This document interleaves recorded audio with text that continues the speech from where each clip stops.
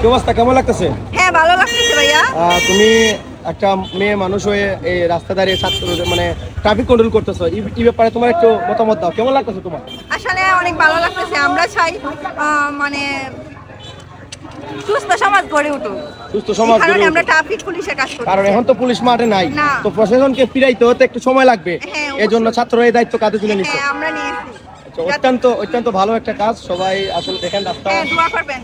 চোরাঘাটে দেখলাম অনেক মেয়েরাই দেখলাম এখানে ট্রাফিক কন্ট্রোল করতেছে। এই যে এখানে একটা বোন আছে, এই যে আপু, হ্যালো, আপনি ক্যামেরার সামনে আসবেন না? আচ্ছা ঠিক আছে, দেখি কে আছে, তিন ভাই বোন নেবো।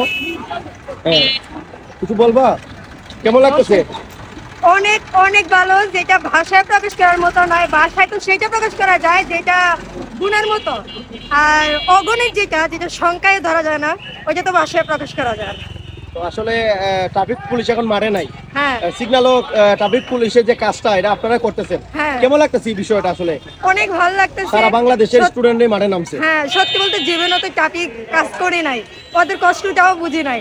এখন ট্রাফিক কাজ করতেছি, মনে হইতেছে না এইবার দেশের জন্য কিছু একটা করতে পারতেছি, আমার দেশের এইবার একটা কিছু হবে, এই আর কি। আমাদের নোবেল বিজয়ী স্যার ডক্টর ইউনূস, হ্যাঁ। উনি আমাদের তত্ত্বাবধায়ক মানে অন্তর্বর্তীকালীন সরকারের দায়িত্ব নিছেন। হ্যাঁ উনাকে কয় বছরের জন্য আপনি চান, মানে আপনার কি মতামত, উনি আসাতে কি হবে দেশের? আমাদের দেশটা যতক্ষণ পর্যন্ত না, এই যে একটা বিশৃঙ্খলা ঘটলো, একটা আন্দোলন হইলো, এইটা যতক্ষণ পর্যন্ত না মানে একটা সমাধানে যেতে পারতেছে, যতক্ষণ পর্যন্ত সমাধানে যেতেছে ততক্ষণ ওনার থাকা উচিত। উনি একটা দিক লাগিয়ে তারপর দিক নির্দেশনা দিয়ে তারপরে আমি মনে করি যে আবার নির্বাচন হওয়া উচিত। এই আর কি। এখন কথা হচ্ছে উনি তো মনে করেন সারা বিশ্বের মধ্যে একটা পরিচিত মুখ হ্যাঁ, এবং হ্যাঁ, অর্থনীতিবিদ, হ্যাঁ। অনেক বড় মাপের একটা লোক, এরকম একটা পার্সন আসলে বাংলাদেশে আর নাই, মুশকিল। ওয়ান অফ দ্য বেস্ট হ্যাঁ, হ্যাঁ। পার্সন। এখন উনি তো মনে করেন, আপনারা একটা কথা জানেন, বর্তমানে দেশের যে পরিস্থিতি, দেশকে এগিয়ে নিতে হলে আর এই ক্লান্তি লগ্ন থেকে মুক্তি পেতে হলে আপনার ডক্টর মানে সারা বিশ্বের সাথে একটা ভালো সম্পর্ক দরকার। তো এক্ষেত্রে ডক্টর ইউনূসকে সবাই চিনে, সারা বিশ্বের মানুষ চিনে। হ্যাঁ। তো এক্ষেত্রে আপনার কি মনে হয়, উনি কি পারবে এই সংকট কাটিয়ে উঠতে?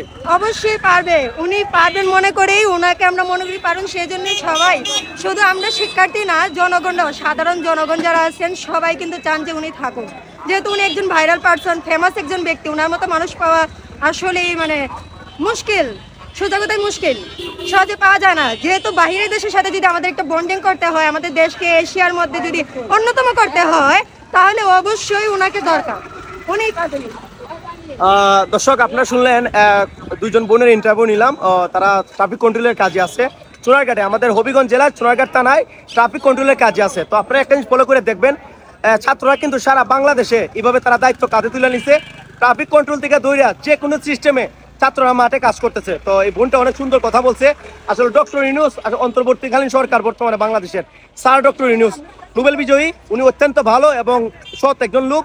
উনি যেহেতু আসছে ক্ষমতায়, আমরা আশা করি ছাত্রদের হাত ধইরা, জনগণের হাত ধইরা, সব দলমত নির্বিশেষে সবাই একসাথে ওনাকে সাহায্য করবে এবং ওনার হাত ধরে, ডক্টর ইউনূসের হাত ধরে বাংলাদেশ অনেক দূরে এগিয়ে যাবে। আর ছাত্র জনতা সবসময় ডক্টর ইউনূসকে সাহায্য সহযোগিতা করবে।